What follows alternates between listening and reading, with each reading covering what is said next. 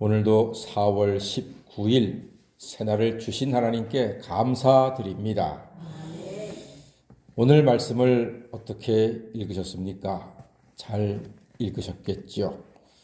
저는 오늘 말씀을 읽으면서 참 마음이 기쁘고 묵상하면서 가슴이 설레기도 했습니다.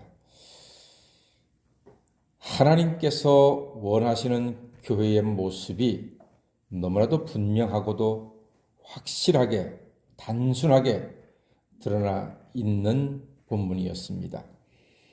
자, 그럼 교회에 추구해야 할 목표가 어찌해야 할지, 어떤 교회가 되어야 할지 우리가 다시 한번 살펴보고자 합니다. 어쩌면 교회 건축의 목적과도 연결될 수가 있습니다. 이런 교회가 되어야 하지요.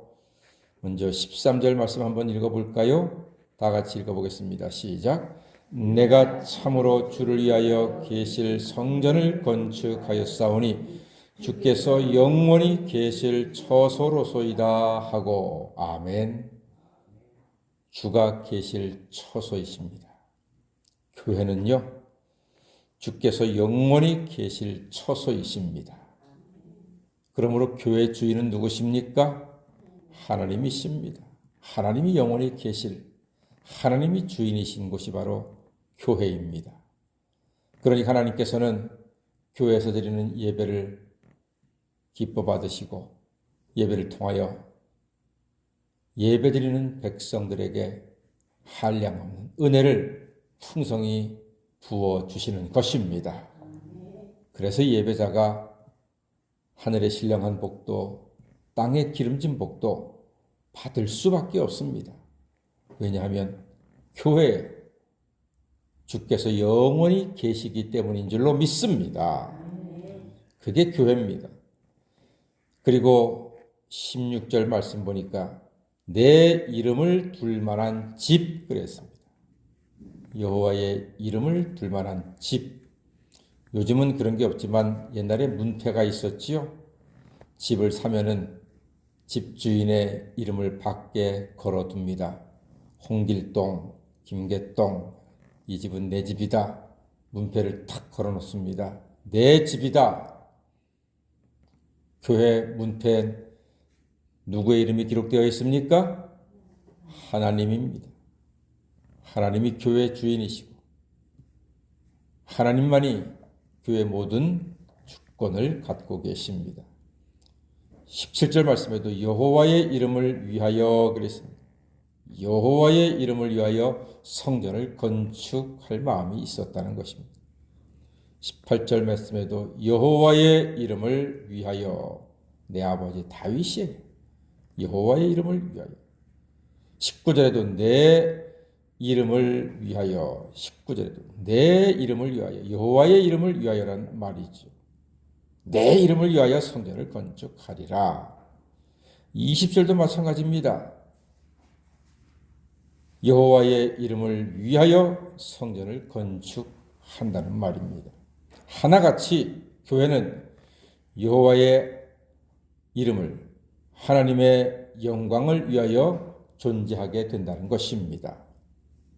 그러므로 우리는 하나님의 뜻을 알게 됩니다.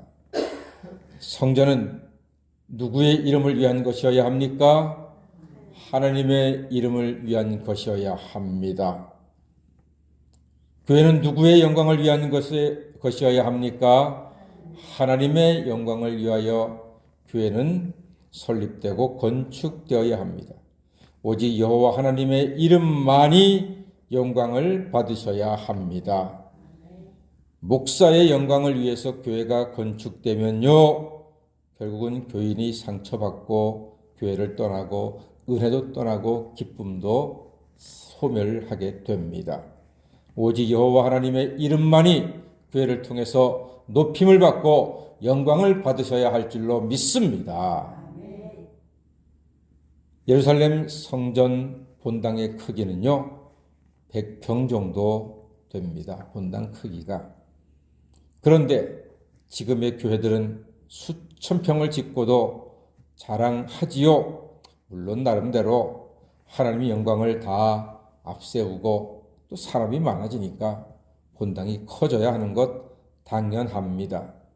하지만 그런 말미암아 사람이 영광을 받는다면 하나님이 기뻐하실 까닭은 없지 않을까 싶습니다.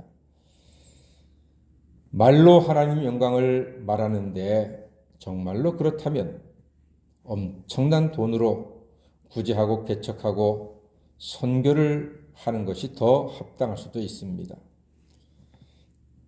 많은 목사님들이 대화를 할 때 안타깝게도 건축 자랑이 큽니다.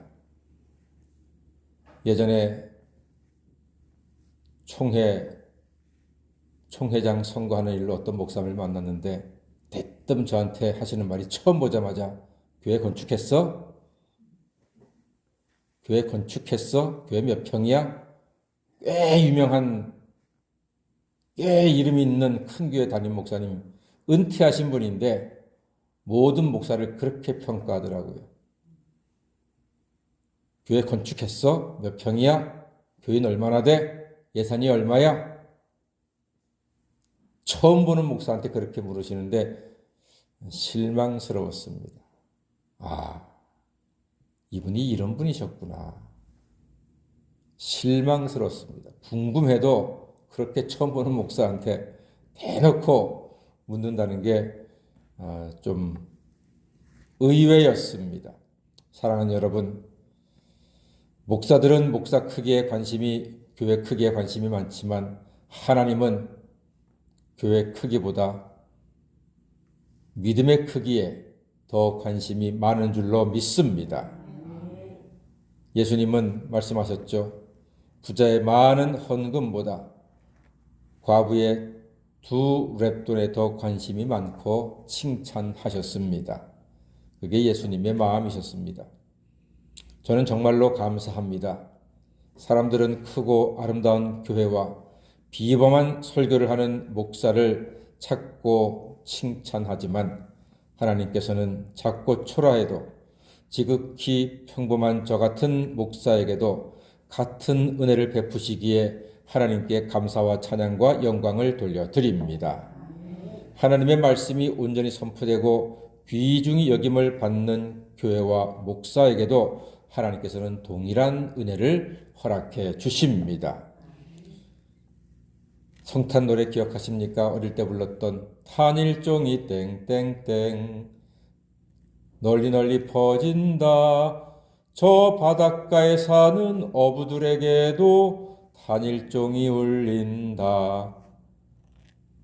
바닷가에 사는 어부들에게도, 산골짜기 오두막집에도 우리 예수님의 탄생의 소식은 동일하게 퍼지고 동일한 구원의 은혜를 주시고 동일한 하나님의 사랑을 베풀어 주시는 줄로 믿습니다. 낮고 천한 자 그 자리에도 귀하게 여기서 찾아오신 하나님께 감사하며 늘 찬송과 기도로 하나님을 영화롭게 하는 교회가 되고 성도가 되시기를 주의 이름으로 간절히 축원합니다. 아멘. 기도하겠습니다.